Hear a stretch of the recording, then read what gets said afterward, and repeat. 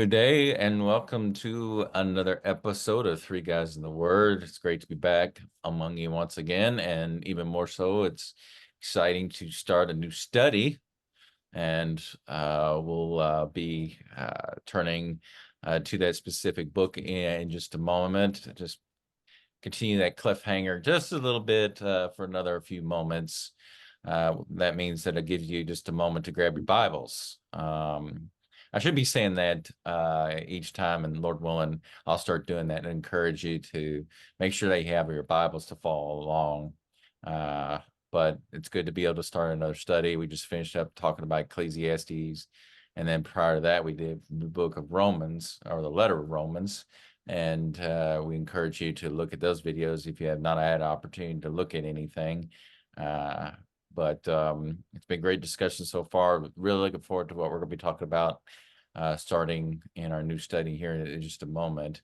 But it's great to be among you once again. My name is Andrew Omer, and always joining me are fellow evangelists in the Louisville, Kentucky area, Chris Miller and Eric Parker. So it's great to have you in all these discussions. This is very much a great benefit and part of my week. I know we stress that, but I don't always say it nearly enough. It's usually you all echoing that sentiment. I just want to say that I need this each and every week. Helps me to uh, think more or meditate more on what is being said. And it's just good to be able to get multiple people talking about a book and really digging in and thinking about what God has to say in this particular part of scripture. But it's great seeing you all. And Chris, how are things going with you this morning? Going good. Finally got out of the Psalms in my Messianic prophecy class. I think it was like 20 weeks. I think we spent in the Psalms just going through looking at different Psalms, looking at the fulfillment. We spent a lot of time last night in Psalm 147, looking at verses 3 and 6. Talked about how that really has a lot to do with, I think, Jesus' ministry, healing the brokenhearted, binding the wounds of those who had been wounded, talking about that, lifting up the humble, kind of in a sense rebuking what I think is described as the Pharisees. So it's interesting you go through and you study these Old Testament books, which we just went through Ecclesiastes, and then you read the New Testament. There's so much that you can find there too, that goes together, that just shows how God crafts this book, how this is the mind of God, how we can take things and learn from them and study them. And I really have appreciated going through Romans, Ecclesiastes, these books that sometimes maybe we don't look at as much as we should. And I know the one we look at in just a minute is one that we don't study probably as much as we should either. But it's just good to have these times of study. Like Andrew had mentioned, it's always good to me to get other people's perspective.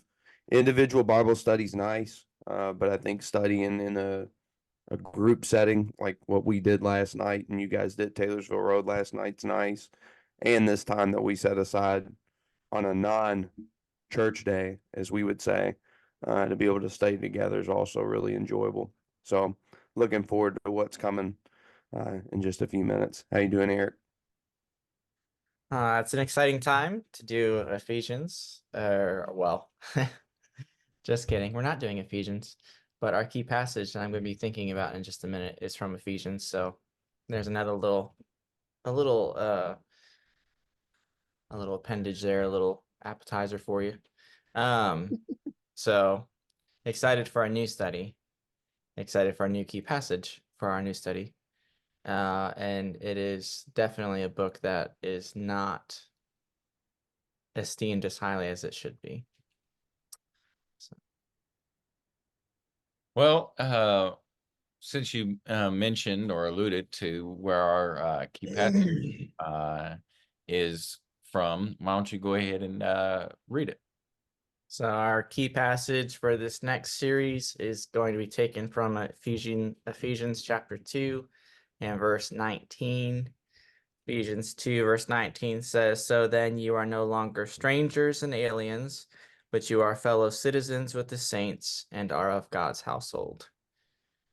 Which really sets the tone, I think, for the next book that we're studying as we think about how we have been brought into the family, how we were formerly cut off from Israel, but now we have been made a part of God's Israel.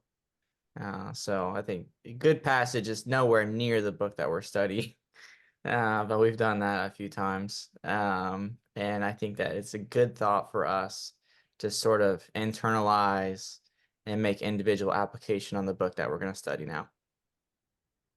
Yeah, it just makes you think of the fulfillment of Abraham's blessing that all nations be blessed by him, and even goes back to like Genesis 3, in the first messianic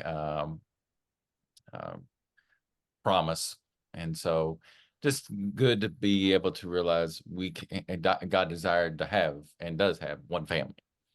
And that's just a wonderful thing. And so let's not put it off any longer, but our study is going to be coming for the Book of Ruth. And it's just a great book for us to consider.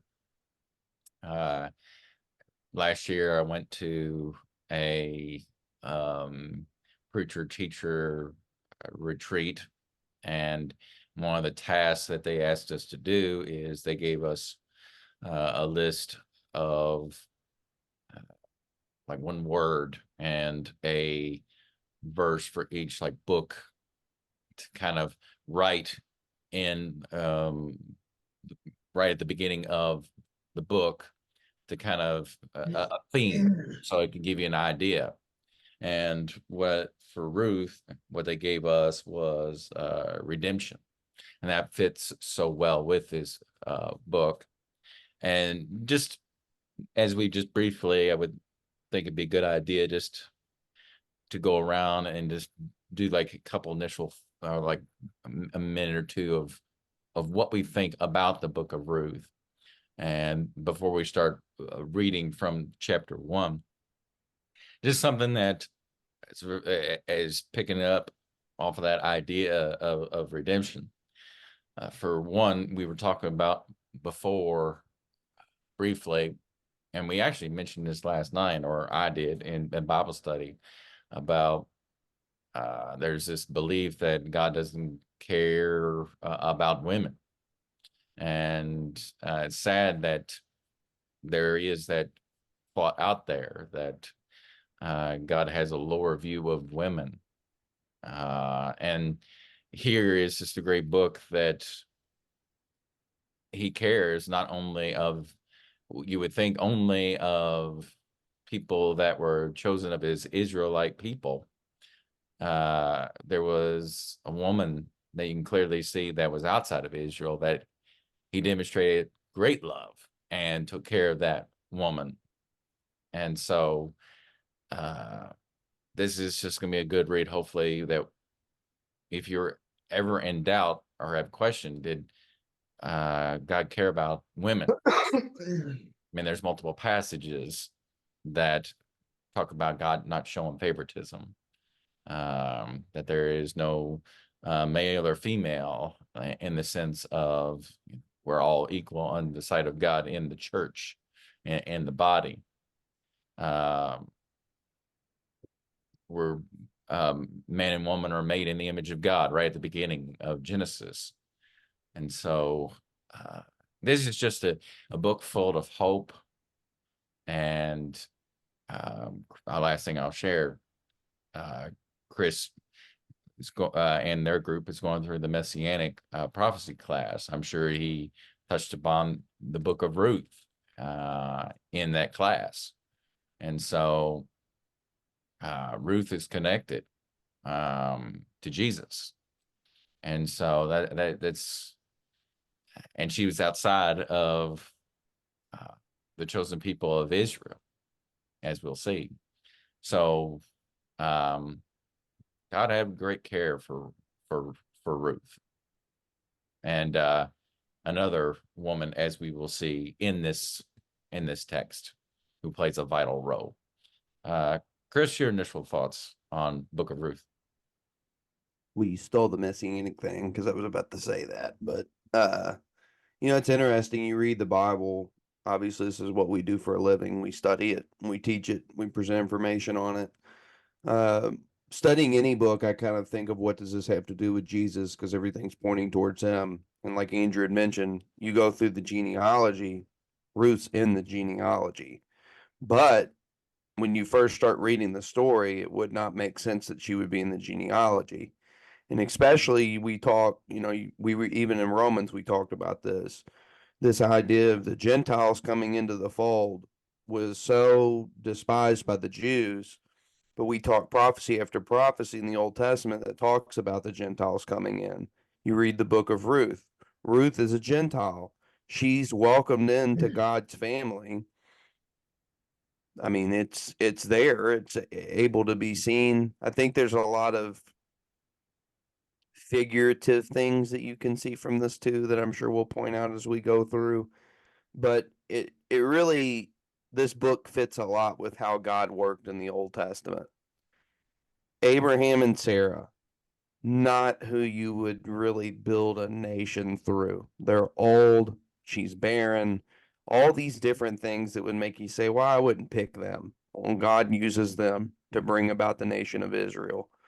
You go through and you look at that Moses has problems. He uses Moses.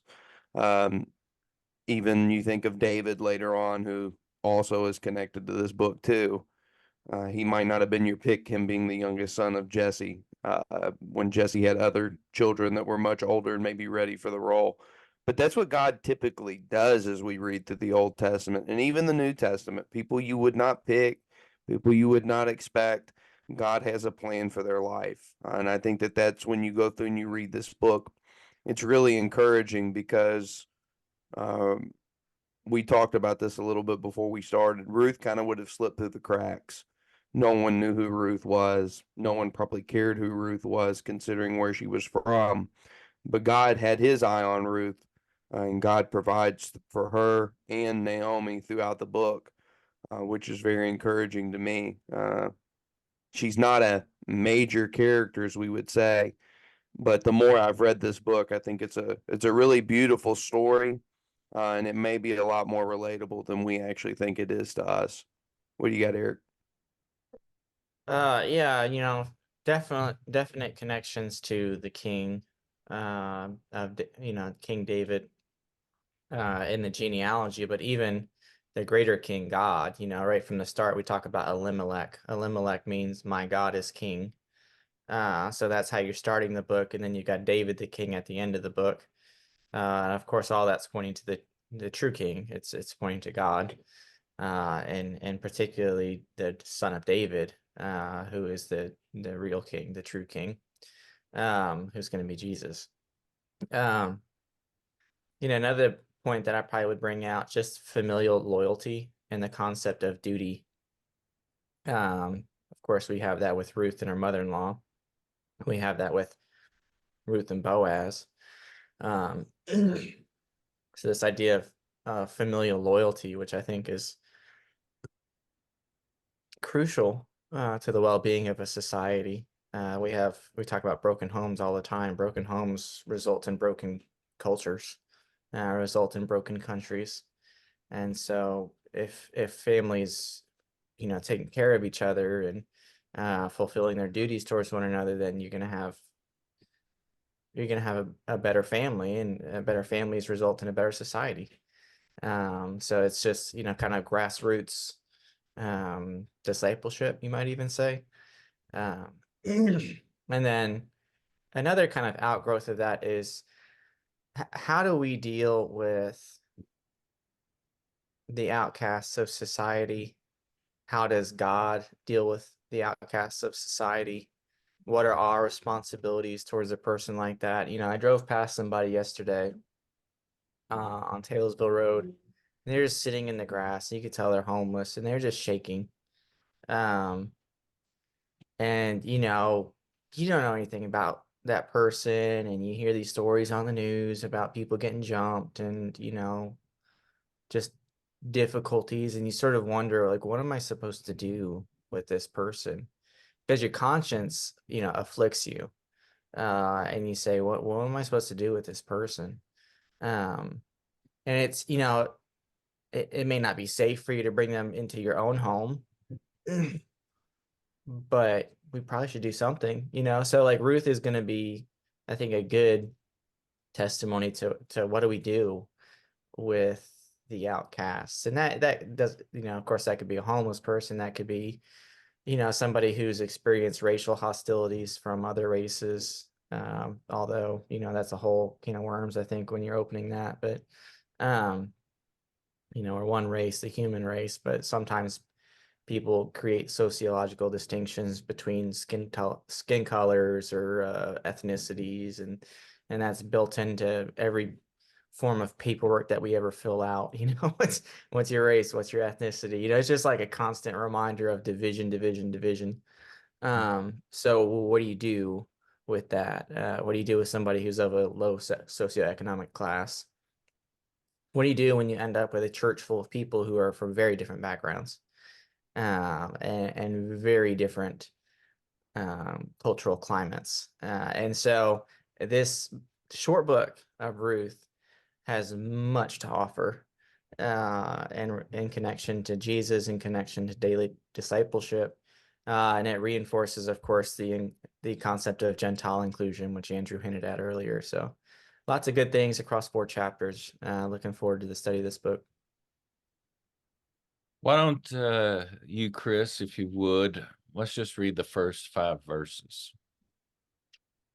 Now it came to pass in the day when the judges ruled that there was a famine in the land. A certain man of Bethlehem, Judah, went to dwell in the country of Moab, he and his wife and his 2 sons.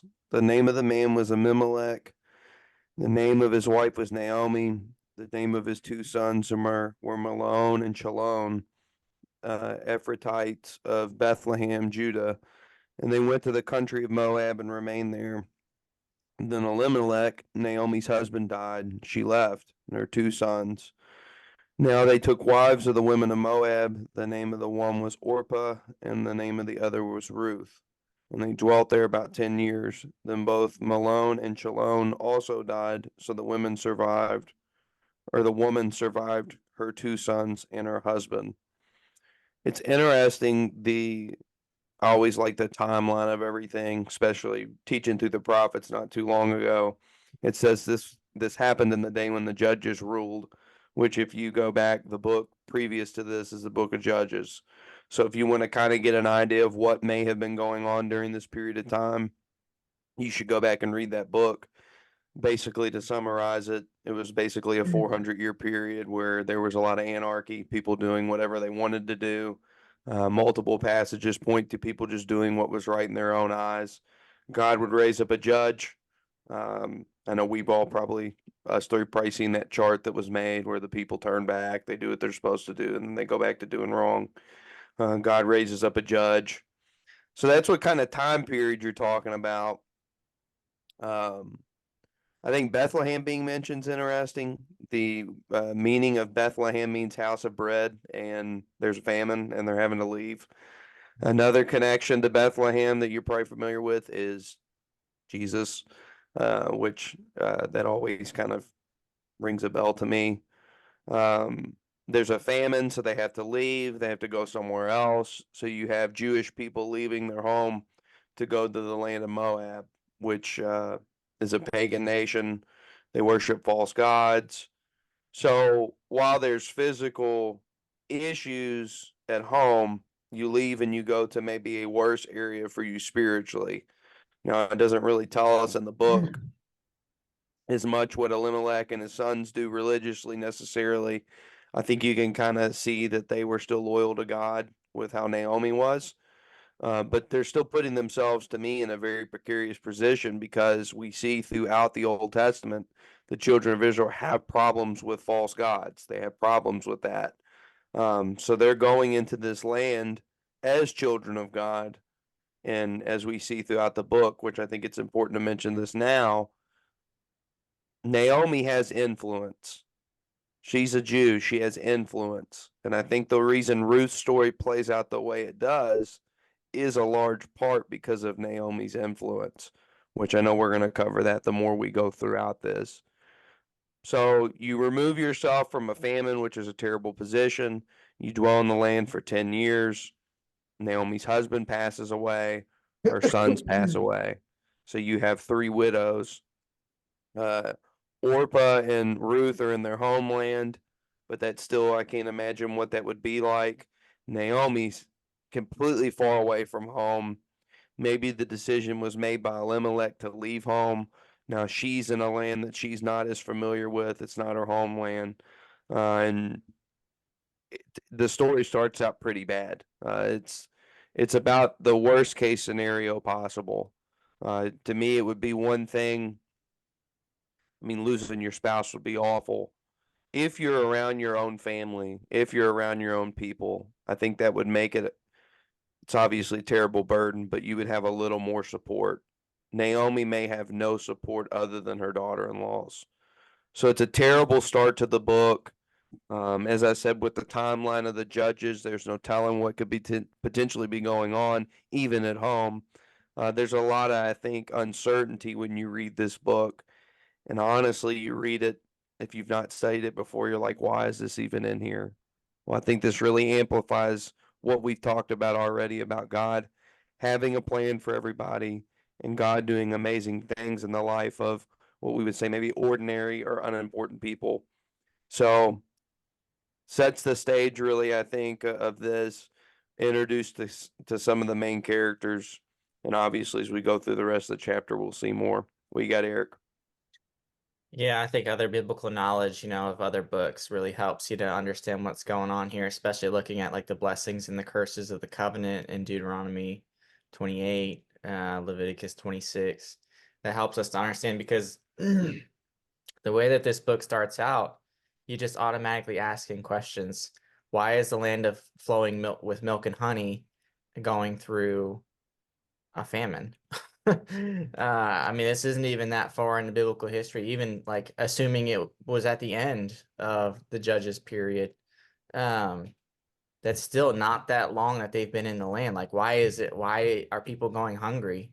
Um, and you look at the curses of the covenant, that was one of the curses of the covenant is that you turn away from me and I'm going to punish you in an effort to restore you to a proper relationship with me. But instead of course, addressing the spiritual issues at home, Elimelech, my God is king, chooses his own way of dealing with things. And so he sort of betrays the name that he's been given.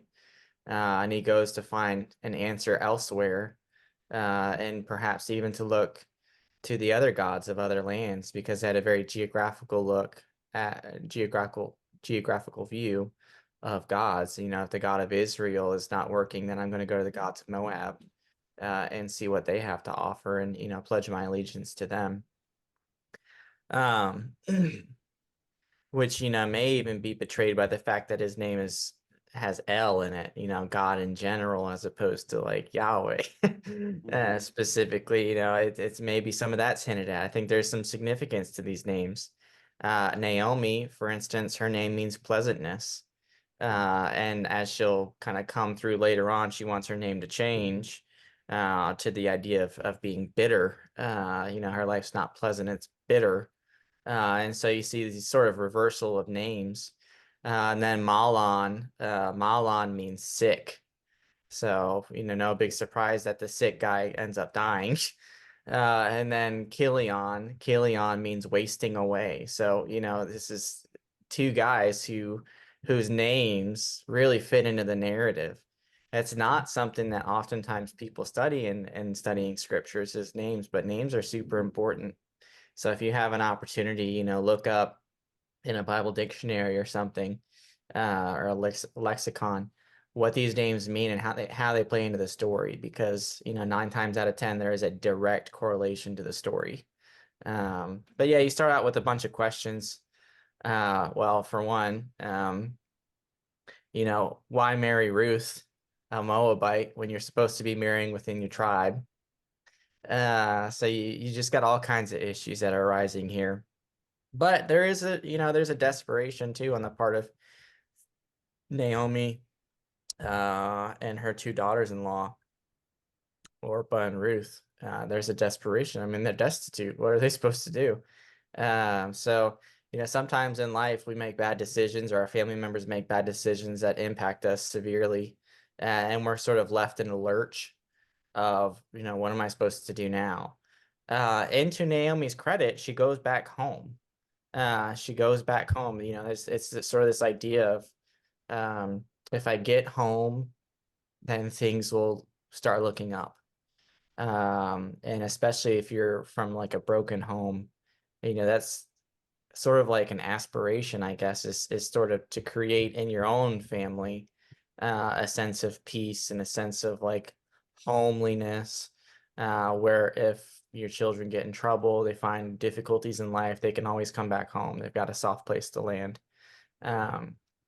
So to her credit, she does what she's supposed to do, but that does not make it easier. Her husband's dead, her two sons are dead. She's in the worst possible situation that she could be in. And so you really start out at the bottom of the barrel with the beginning of Ruth, and then you end, of course, the book of Ruth with being kind of on the top of the mountains, which is nice. As a definite movement through the text. Andrew? Well, you all hit on some of what I was going to say, just the significance of names when those first 5 verses just pop up. Could be so easily, well, it's just a bunch of names. It's not very important for me to give much attention. But there's a lot of value sometimes when looking at a name, just thinking about Elimelech of God is my king, and I was just looking up the meaning of names while y'all were speaking, and it's just, you could see his example is you wonder if it was just an impulsive decision, not showing enough faith in God to provide. That's something you want to know. Was he just like everyone else during the book of Judges? That's kind of like what you wonder. Disobedience is just rampant in the book of Judges, or at that time period. And so it only makes sense that things like famine, and there's just a constant of different peoples ruling over Israel when Israel is supposed to be in control of the land and living for God, being God's people, and shining a light among of others. And it's just sad that here you have at the very beginning a lot of darkness and sad state of this family, and they go into a land that's filled with idolatry. And that 10 years is a long time, and no doubt seeing a people that are not a godly people in the sense of the one true God. They may be a people that are, or they were definitely a people that followed after other gods. And you just can imagine what the impact that had to be. And it's kind of poetic justice is what came to mind, but I don't know if that's a nice enough or a good term, but the 2 sons who had names that fit for what the decisions that they made, and there was no heirs. That was huge among the Israelites at the time, because that's how you kept land, kept your lineage going. And so it's like you're dying off. It almost says something about Elimelech. He made a foolish decision of leaving the promised land, and it's almost giving his children a death sentence in a way, just moving into a land filled of idolatry. Not saying that what was transpiring in the land at that time during the judges, that there was all kinds of idolatry influence occurring, and they were doing evil themselves. It's just there was blame to go all the way around. Foolish decisions going all the way around. Foolish decisions occurring within the land. And then here you have an example of people, maybe father saying, like, it's real bad here, I need to leave. Why don't I just go to a place that's doing even more bad stuff and influencing my children and family to do foolish things too? It's just unwise decisions all the way around. And we're getting ready to, I mean, we've been introduced into Ruth. We're going to talk about her more, of course, but she's got a meaning to her name, which is very much ironic. But her name means friend. You sort of have some negative connotation to names that we've mentioned, but here you have a very positive name toward a person, and we will see how well her name, or the meaning of her name, fits throughout the book. And so we hope that in just these few thoughts I have and Naomi has mentioned that means pleasant. And here just a moment, well, actually, no, that'll be Lord willing next week. We'll see how her feelings toward that name will change. But later on, as the book progresses, we'll see how that will change back. And so glad we tackled something that maybe you, if you're watching, didn't give much thought to before. And just hopefully, as I'm experiencing, I don't need to just simply glance over names and not give them some thought. All right. Why don't you, Eric, let's just go ahead and read verses 6 through 13.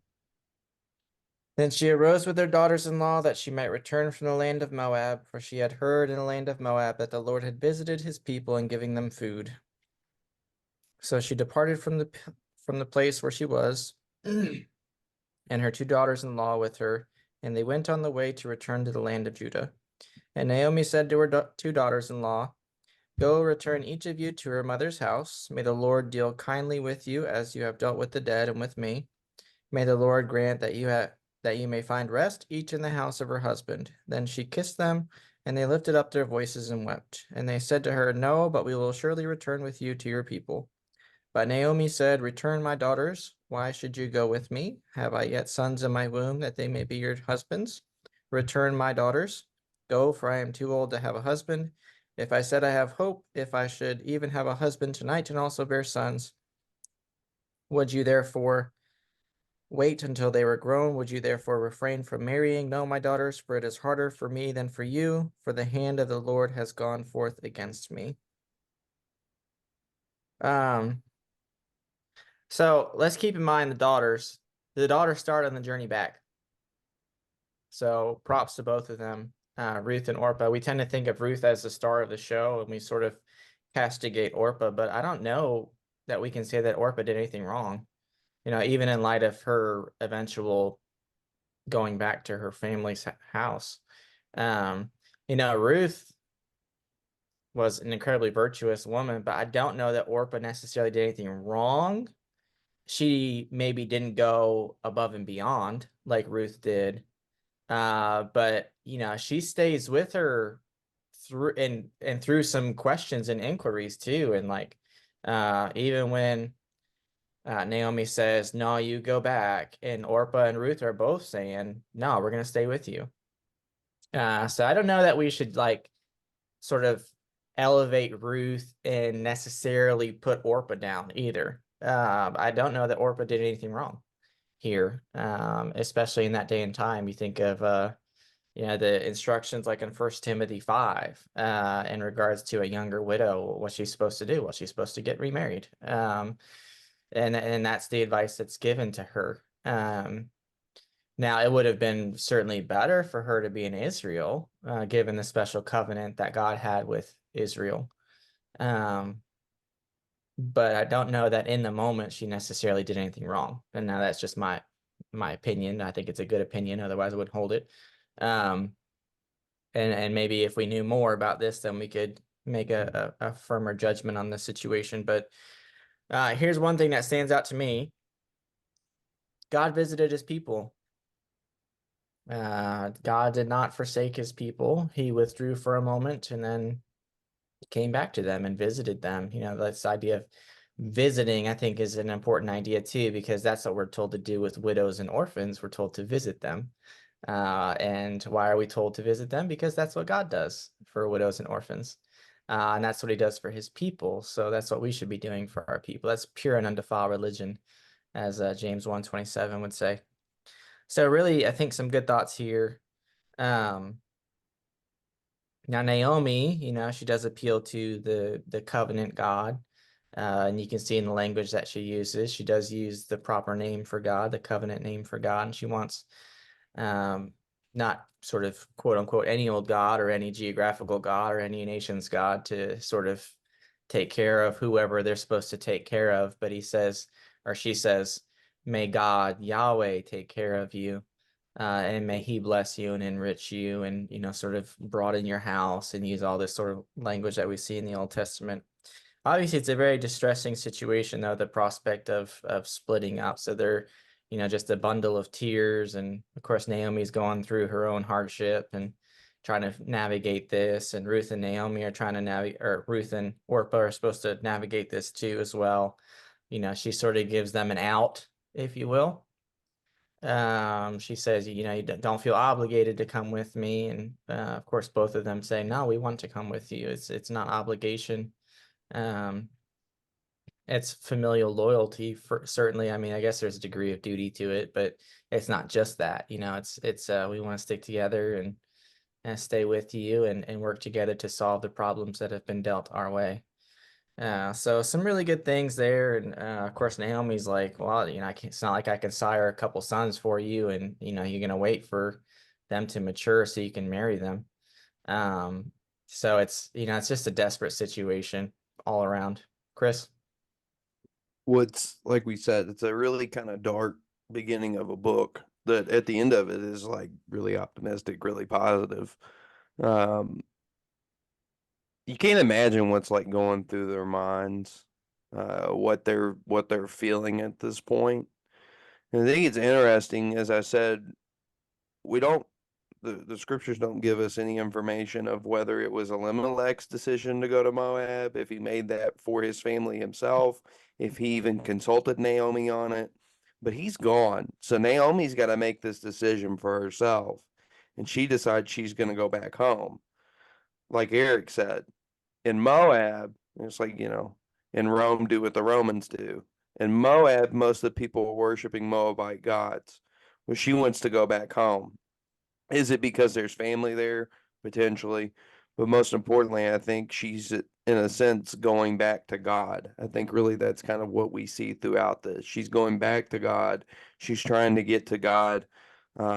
She may have even felt, and I think she even says this, she's being punished in a sense. I wonder if she wonders if they should have just stayed in Israel the whole time, should have just stayed in the promised land and never left. But like Eric said, I think something that we don't talk about a lot is Orpah initially going back. A lot of times we don't talk about that in the story. It's like, well, Ruth is, just so loyal and she loves her mother-in-law and all. Well, Orpah does initially make the journey back. And she, at first is like, oh, I want to stay too. And then, as we're going to read later on, she ends up going back. But I think that's a big thing. Sometimes we're okay with just doing what we need to do to get by. Sometimes we need to be willing to go above and beyond. And you see the difference in the two. Um, oh, I kind of want to do this, and then somebody, no, you don't have to do. Okay, fine, I'm going back. It's not necessarily wrong. but sometimes it just shows how much you want something. And in your grief, sometimes you don't see someone else's grief. I think that's a lot of the reason it motivates Ruth to stay with Naomi, as we're going to see as we go through. But it's interesting in verse 8, she talks about in verse 9 as well, the Lord deal kindly with you. Like Eric pointed out, this is not, oh, may the Moabite gods deal kindly with you. This is God, this is Yahweh. So you're seeing a mention of that. The idea of finding rest each in the house of her husband. She kind of describes marriage as a place of rest. And you see her very weary without her husband at this point. So I think that's interesting connection you can make as well. Verse 9, she kissed them and they lifted their voices and wept. So it's not, this is something I always try to mention when we're going through lessons or sermons or classes or whatever. We're reading these stories thousands of years after they happen, but these are real people with real emotions and real feelings going through real things. All three of these women have lost their husbands. Naomi's lost her sons and her husband. These women have lost their husbands and their father-in-law and their brother-in-law. That's a lot of loss. And this is family. And when you lose family, it hurts. And you see these three women coming together, which I know we're going to talk about this as we go through the book, but they're very vulnerable at this point, not only because of their grief, but because, like Andrew said, God cares about women. We do too, but they're women in society at times where people take advantage of widows. Are they weeping because not only their grief, but that potentially? There's a lot going on here. A lot is wrong. And you see this weeping, you can just imagine. Yeah, I think of like Martha and Mary with Jesus. They weep before Jesus about Lazarus dying. God was hurting with these women at this point. And you see that throughout the book, that God is there for them. And God ultimately ends up taking care of them. And then Naomi, obviously, I think she's being literal, but she's kind of being sarcastic too, in a sense. You know, if I have a husband and we have a child tonight, are you really going to wait that long for that child to be able to grow up and marry you? We know the custom in ancient Israel was if the husband passed, the descendant's husband or the deceased husband's brother would step in. Well, there is no one to do that. We know it as the kinsman redeemer that I know we're going to talk about as we go more through the book, but that person's not there. So Naomi basically says there is no one else. Go back home, go to your people, go to your father's house, and it'll be much better for you. Basically, leave me, leave this old widowed woman alone. Let me go back to my people. You go back to your people and enjoy your life. And then she talks about how the hand of God has gone out against me, which is a really, uh, I think a lot of times when you're grieving and you're hurting, that's your typical reaction. God's hand is out against me. God is causing this to happen to me. I don't think that she necessarily is blaming God, but I think that this just talks about the weight. I think this is a really heavy thing that's happening to me, and it's really hard, and it's almost like I almost wonder if she's saying, "There's this dark cloud hovering over me, all this loss I have, get away from me, have a better life, and you don't have to go through this misery next to me." Which before I pass on to Andrew, Naomi's a very unselfish person because selfishly you would be like, please don't leave me. Please go with me. Please stay with me. But she's like, go on, find someone else to marry, enjoy your life, go on and be blessed. May God bless you. She's willing to let them go. And it really paints a picture of, I think she wanted what was best for them. And ultimately, as we read throughout the story, we see that Ruth really wants the best for her, which, like Eric had pointed out at the beginning, that family connection, you think of physically related, we should feel that way, you know, if that's your actual flesh and blood. But most importantly, as children of God, we should always want what's best for each other. So powerful, powerful stuff. Terrible situation, but there is some very applicable things we can take from this that will really encourage you. What you got, Andrew? Just going back even to verse 1 and being reminded of the period of Judges. If you don't know that book, you'll be missing out so much about what's going on here. You won't have a full picture, because when beginning in verse 6, it almost seems to me that the people in Israel came to their senses and cried out to God and sought him, realizing that things are so bad, and that's what would happen. He would listen to them when they finally cried out and realized, hey, we've been doing foolish things. We've been living not the way that we were supposed to do. And God would listen to them, listen to their pleas and listen to their cries. And it is amazing that word got to them when they were in Moab. It's like, how did that word got to them? So there's that providential sense of God making them aware. And again, he hears the plights and answers the plights of his children, and he'll listen to people when they truly seek him. And there's a blessing there.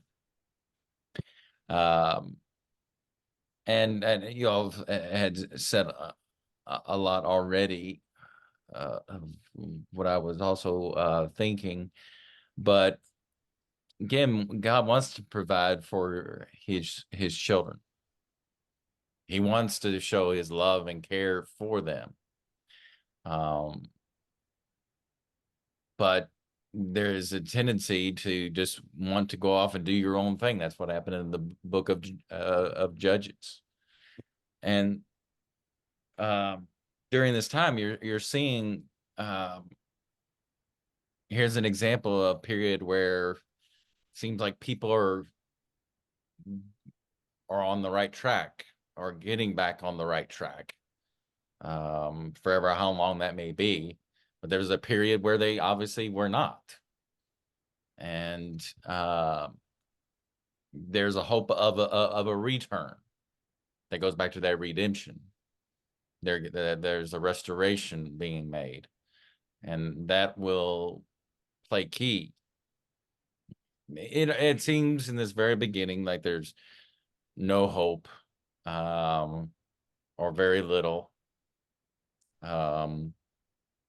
You think that it's not realistic of what the daughters could do. I mean, Naomi's a realist, and are the women going to wait 15 years or so for the children to be able to wed? Probably more longer than that, of course, but makes me think of Judah and Tamar as an example, because his sons died, and Tamar was supposed to be given the third son by Judah, and she would have had to wait because he was young, but Judah never gave that son. That's a whole nother story. But I mean, this was not uncommon of what she was saying. There's I mean, this was cultural back then of what would be done to continue the name of the family going. But it just goes to show, as you were saying, that at least Naomi was, even in her grief and sorrow, and it's hard to even begin to fathom to do so, to think of the life of her two daughter-in-laws, to even think about their well-being when you're in a desperate situation yourself, when you're in grief, as you can only imagine, losing a husband and two sons, can't think straight. You've been in a foreign land for a decade. You don't know what you're going back to, really. There is a hint of hope because there's food back there, but you can't promise anything as far as are you going to be welcome? I mean, what's going to happen? And um, at least the two daughter-in-laws, they've been in a place for a decade, so they probably have more connections made available to them. So it might benefit them better just to stay where they're at. Physically, I'm not talking about spiritually. But as we will see, there's like the shining light of that there's hope of not only a physical uh, component of being taken care of, but there's hopefully a light being shown that, hey, God's not abandoning his people. A relationship with God is still made available. And so you just have to be willing to take that next step. And I like the idea of a journey that a relationship with God is a journey. I mean, it's not always um, going to have the high times. There's going to be low points, but we need to stick with it. We can't simply up and run away and abandon that relationship. And there's hope that sometimes people abandon the relationship with God for a time. And we could dig into that even more. Like, did Naomi want to? I mean, we would. I can't say for certain that Naomi wanted to abandon that relationship. That would be saying too much. I can't say that. But there's a lot more there we could postulate, but that'd be something that would be I shouldn't do that either, saying whether one way or another if Elimelech was in the right or wrong about his view on relationship with God. But I'm just glad that we're tackling this book. There's much to be learned about the relationship between God and his children, that he wants to provide, that he cares about his children. He's maybe calling out to a couple of his or children right here in a very subtle way. But hopefully, as we will see, God does care. He does want his children to have that relationship with him. And we see that through all out scripture. He's calling out in one way or another in many different forms. Like, I'm here, I'm waiting. Just please talk to me, come to me. I want to take care of you. I want to be with you. Don't shut me out. And so, very much appreciate this initial lesson and discussion. Lord willing, many more to come. Any final thoughts? It's going to be, I think, a good study. A really good study. Lots to be had in 4 very small chapters of the Old Testament. I think to me, Ruth is probably one of the most impressive people that you don't talk about a lot when we study the scriptures. You know who Jesus is, you know who Paul is, you know who Abraham is, you know who all these maybe more prominent people are. Ruth, like Eric mentions, a short book.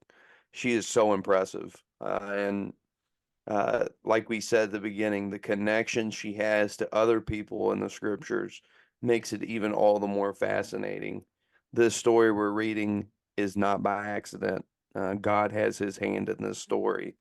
Um, and at this time, you think Naomi feels that God has his hand in this story, but it's going the wrong way. So it's amazing how quickly that can shift and how God can use all these terrible events that we've already read of and ultimately lead it to something being really, really good, really beneficial for both Ruth and Naomi. So looking forward to it. Just one final thing before I close. I forgot to mention that this is a book found in the books of history in the historical section. And that's important because the Bible contains real history, real places, real people. And this is not something that's just written as fiction. What happened are real events, they're fact, and that's something that we need to keep in mind. And just we can have conversations, whether it be with you and others, just showing that, hey, this is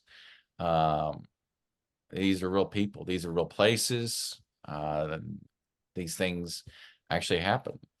And more um, history is supporting what happened in the Bible. And